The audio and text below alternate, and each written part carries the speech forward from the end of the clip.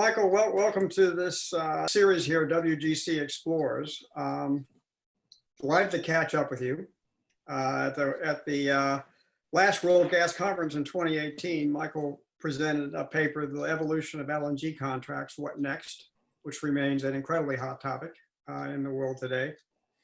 You were selected in the call for papers, and you actually spoke also in one of the conference sessions. How has this pandemic impacted your company and your workplace, and how you're conducting business?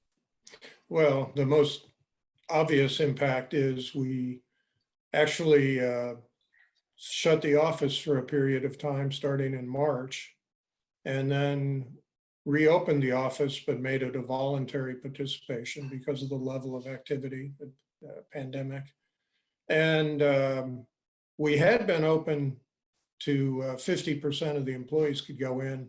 Again, had to plan schedules in order to avoid overcrowding, but that had been working well until just recently when we saw numbers go up again in New York. And of course, in New York, we're talking New York, New Jersey, and Connecticut, where our employees live.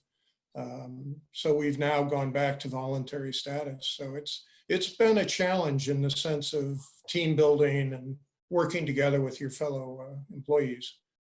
And as you mentioned, travel, what we do, whether we're on the brokerage side or the commercial consulting side, getting on an airplane is part of the job, and we just can't do that right now.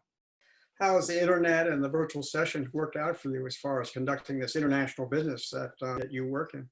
Yeah, no, we found that to be very effective in ways that we had not anticipated, where we were able to keep contact with clients, whether they're in the US or Korea, Japan, wherever they are in the world. We're able to maintain contact and have these kinds of Zoom meetings or whichever platform you prefer. And they do work. In some cases, language is always a bit of a challenge, and by on-air communication, perhaps complicated a bit further, but overall, we found it to be a very positive experience in an otherwise difficult time. We got a good snapshot of some of the work you were doing back in 2018, and that's 2 years ago. And what are you focusing on today? And also, this is a very different world and gas market we're dealing with end of 2020 than we did during the summer of 2018. So your job's evolved, what you're focusing on, and comment on how the gas market's changed a bit. Right. Well, if I go back to 2018, a lot of our work around the world really is looking at these projects that are starting up, looking at projects that are ongoing but renegotiating, and assisting clients, whether it's the project side or the buyer side, in putting together the arrangements they need to go forward. Directly involved in some cases in contract discussions, in other cases involved in looking at the financing aspects. So we do a fair amount of due diligence for projects in terms of supporting their financing banks. And that really, when I presented back in 2018, that was a primary issue for consideration, was the bank concerns about risks and opportunities in this area. LNG is not a cheap business. The investments to build an LNG train and then put it on a ship, none of those assets are inexpensive. And of course, the receiving terminals are not cheap either. So the banks take a fairly strong interest in what are the risks in a project. And that's where we come in. We'll either do technical or commercial due diligence to look at the projects and see how they're going. Of course, the issue that was discussed in 2018 on the panel I was on, and as you noted earlier, is a continuing issue, is how are contracts evolving. We're seeing a tremendous amount of activity on the shorter term or spot side of the business. Last year, 2019, it made up about 33% of the industry was transactions done 4 years or less terms. So for a bank, that becomes an issue where they're lending money for 7 to 12 years to finance a project.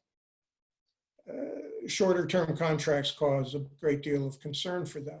But that is an evolving situation. Back in 2018, I believe if we could replay the recording, I was pretty firm in saying the banks were going to be resistant to very short-term contracts. I think that's an evolving situation where they're becoming more comfortable. I won't say they're there yet, but they're becoming more comfortable with the market as it's evolving with project or contracts in the 10-year range or so.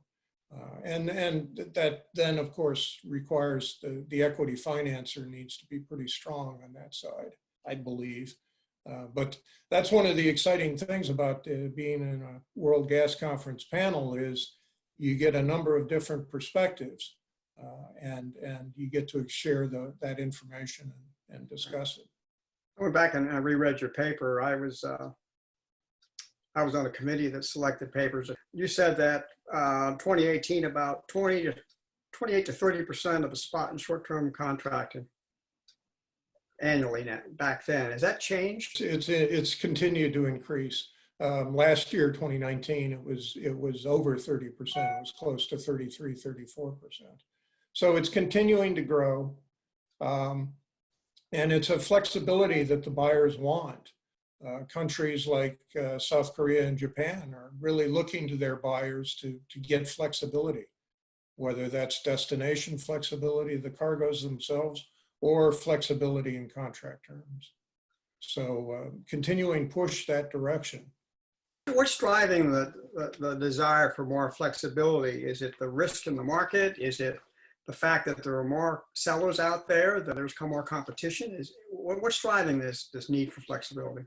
Well, it really becomes a question of which market you want to talk about, but the drive for flexibility is, for many years, Japan made firm contracts for all of their supply needs, even though they have some seasonality to their demand. And when you have a winter like last winter, which is one of the changes that affected activity this year, when you have a warm winter, you don't need that supply.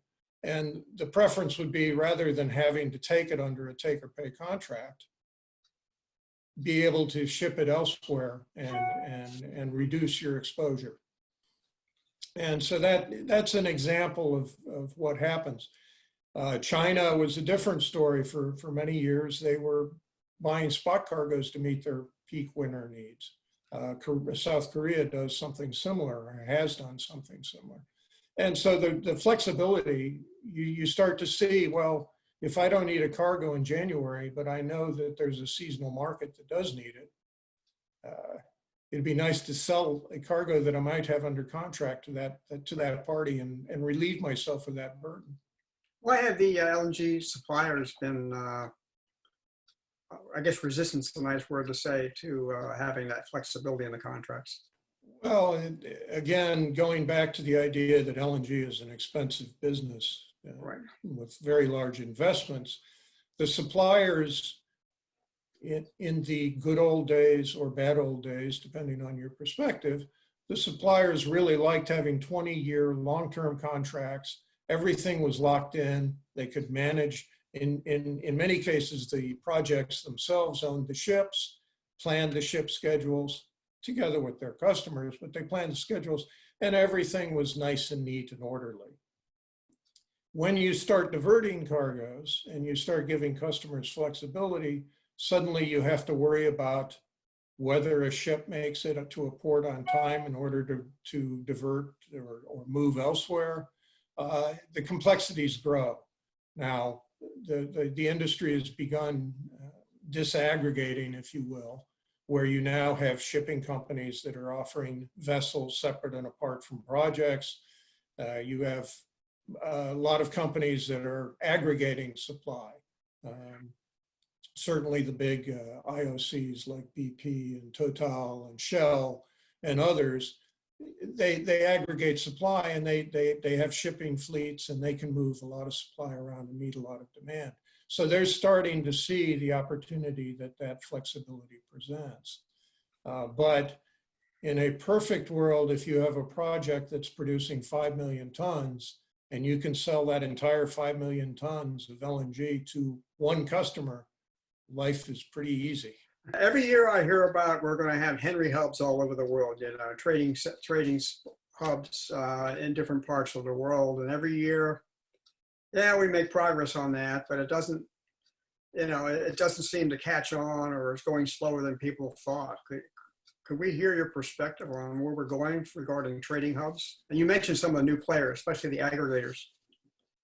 Well, everybody, I think there is an interest in the industry of getting to a hub concept. We've certainly seen products launched to offer these kinds of tools that you could look at. Singapore has looked at trying to be a hub, and one of the challenges is that where hubs worked in Europe and the United States, it's typically been because they're at an important node or a point where a lot of gas supply passes through, and it creates the physical as well as the financial instrument potential. With LNG on ships and the fact that you've got multiple markets and multiple countries involved, defining that hub becomes much more challenging, and who gets to do it becomes the question then. Certainly, one could argue Singapore makes sense because it's in the Asia Pacific region where the vast majority of LNG is traded. So you could argue like Henry Hub. Henry Hub is a physical point, but it's not really one spot. It's actually an area in which 16 major pipelines pass through. And at the time it was selected in 1990, it represented about 75% of the gas consumed in the United States went near there, within 100 miles of there. You could argue Singapore might look like something like that, or perhaps offshore in the vicinity of Japan and South Korea could represent that kind of spot on the globe. The question is, you've got different countries involved, different regulations involved. Who gets control over this? In Europe, we had European regulations that encouraged competitiveness. In the United States, we had the Department of Energy and the Federal Energy Regulatory Commission encouraging these things. Who's going to do that on the global scale? And that is the challenge that the industry has faced. What's been exciting to watch has been the floating storage and regasification units and that development. It seems like any country with a coastline now can import LNG, and they import it. Some countries truck it inland and regasify it in their cities. They use it for power plants further inland. It's a pretty exciting development. When we talk about the growth in the LNG industry, and we would say that is continuing and will be an important part of the overall energy picture in years ahead. But when you look at that, you often hear, well, China needs more LNG. They're converting to gas, cleaning the atmosphere, et cetera, growth. Same with India, but a real interesting driver in the niche markets that are doing exactly what you referred to, putting in an FSRU, providing new gas service to the country by bringing in LNG through these facilities. And it has seen tremendous explosion, and we expect that will continue. Doesn't that reduce some of the financial risk by having, if they don't pay their bills, you float away, right? So the good news, if you're an importing country and you're new to the business and you don't want to build a $1 billion onshore facility, you can lease an FSRU, and that's wonderful. You pay a fairly hefty lease for it each year, but it's not like putting down $1 billion. However, there are related facilities you have to put in. Pipelines to shore, pipelines to wherever the gas will be used, whether it's in a new power plant or what have you. So there are some additional costs that are involved. But you're right, at the end of the day, if you stop, you stop. And Argentina, we saw that where they took seasonal LNG in, but they didn't need the ship sitting there the entire year. You think these smaller units, these floating units, et cetera, will impact contracting practices, or? That's another interesting area for the industry to grapple with. We see projects in countries now, particularly in South America, and more, if available, in the Caribbean, where the demand is very much a seasonal need, whether it's lack of hydropower because of El Nino or dry spells in Brazil.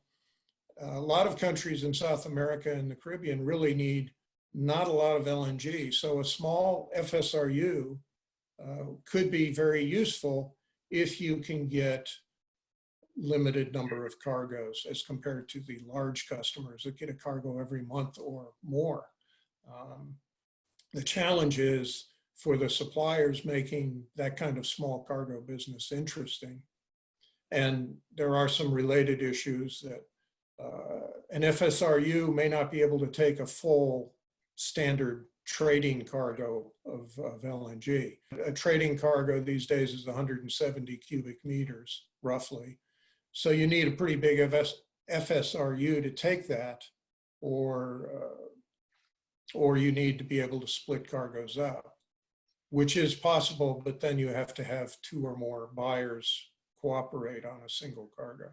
You've talked about, Asia, South America, the Caribbean, Europe, these are unique characteristics. I mean, is it really reasonable to think that we're going to have an international LNG market that functions a lot like an oil market, or is it pretty much going to be a series of regional markets? Well, it is very much a two-basin industry today. It always has been. It's very much the Asia Pacific basin and the Atlantic basin.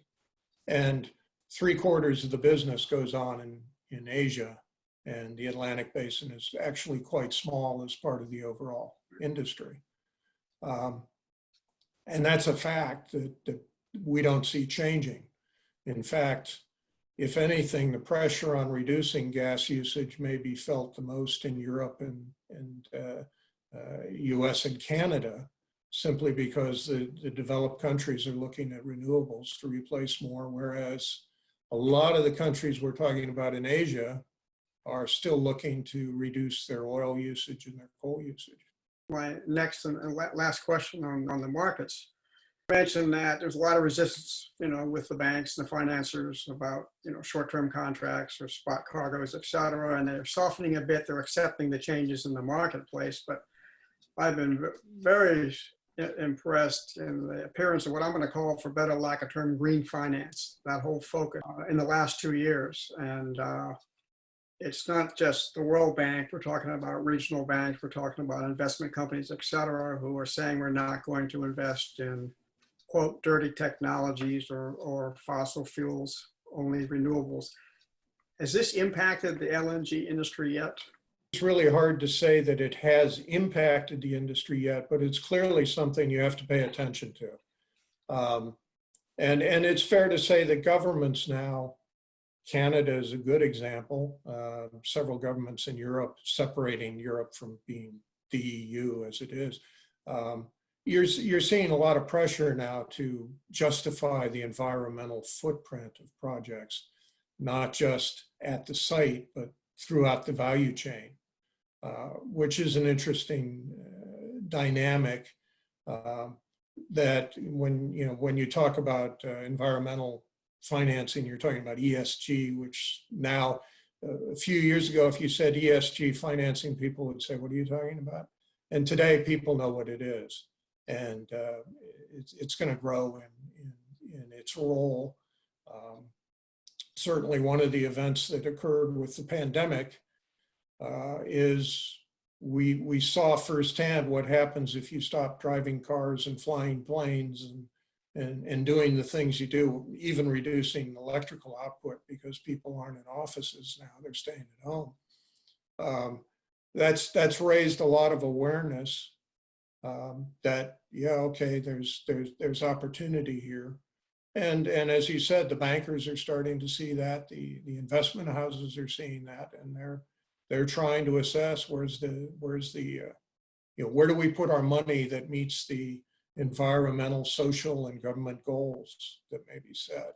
Two sides to that coin. One, the bankers don't want to invest in an industry that may be on its way out, or being displaced, or investors who want to do green investments type of thing. But you've seen what's happening in the European Commission and this idea of remember the dirty gas cargo that was rejected by France. And you talk to those people, they're talking about creating certificates for, quote, sustainable gas and actually trading that. I mean, that's most of that evolves probably around methane emissions during the value chain, But where do you see that going? That's quite could quite have an impact on the LNG business. Yeah, it's an interesting dialogue because, well, I don't see it going away. First off, it's going to become part of the dialogue going forward. And in fact, in Canada, some of the environmental hearings, they're looking at the overall picture of the environmental from the wellhead all the way to the delivery, to the burner tip, if you will. So that's clearly an ongoing focus. The interesting dialogue, I think, is if you think about Europe as a good example, United States is a good example. We're developed nations. We may have, and again, it's a debatable topic, but we may have the capacity to get to zero emissions. But if you think about LNG deliveries into places which are really trying to deal with use of coal and reducing it, well, LNG is actually quite valuable there.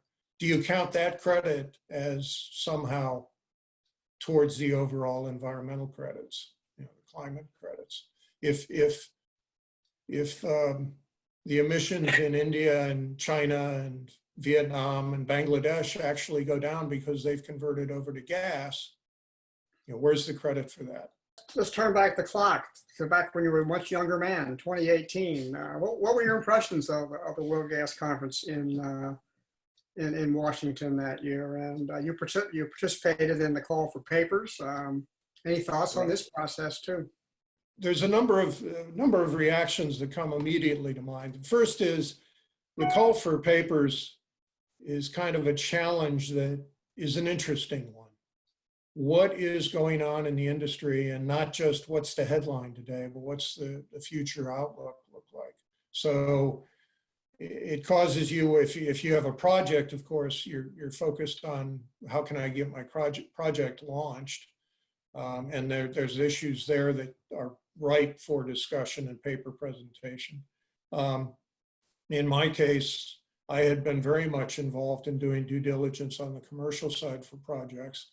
So the idea of changing contracts was very much in 2018 on my mind, and therefore one that I looked at. But the challenge becomes not only what is happening to contracts, but how far out in the future can you see? And like we talked about, there have been discussions about hubs. What would that do to contracts? Discussions about flexibility and so these are all very interesting topics, but it's a nice challenge to sit down and say, okay, well, what am I working on and what's it mean for the future?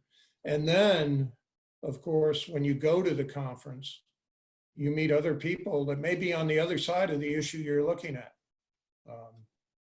At the session I was involved in, I was arguing that the tendency towards long-term contracts will remain in the LNG industry for the foreseeable future. Well, a couple of people on my panel didn't see it that way. They were representing projects that were trying to get launched and felt that shorter-term contracts were going to be part of that process. So it's good to get feedback and then say, well, okay, how can I digest this? And what does this mean for the future of the industry? The other thing that I value about the World Gas Conference is I work directly in LNG, but LNG is simply a form of delivery of gas. So I really need to understand gas markets and the issues in gas markets. And that's the World Gas Conference gives you that, not only the LNG pieces, but the gas industry perspective. And if you were going to submit a paper today for the next World Gas Conference, what would be the topic? The idea of financing generally and the contractual issue remains, perhaps even more so because of the legacy contracts. The good old day contracts are coming off now. They're reaching the ends of their terms. They may be renewed, but they might not be. And without renewals, we'll have a whole lot more. It's not more LNG on the market, but we'll have LNG that no longer has a home. And therefore, players like the big companies, BP, Total, Shell, and I'm leaving names out when I say that, will now be able to offer a buyer, I can sell you LNG, you don't need to sign a 20-year contract. You can sign a 5-year contract with me. And that then, one, causes buyer confusion, because do I go with the shorter term contract or do I talk to the project in the US Gulf, Western Canada, Mozambique, Russia, and make a longer term commitment that they're probably going to ask for their financing purposes? Well, in our company, we challenge everybody in the company to come up with one or more topic. And we would fully expect to send you a number of ideas on papers.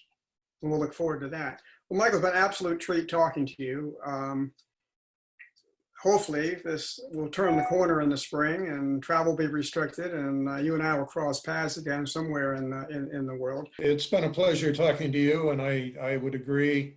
It would be very nice to meet up and be able face to face. Again, thanks for your time. It's a fascinating topic. I do hope our paths cross soon.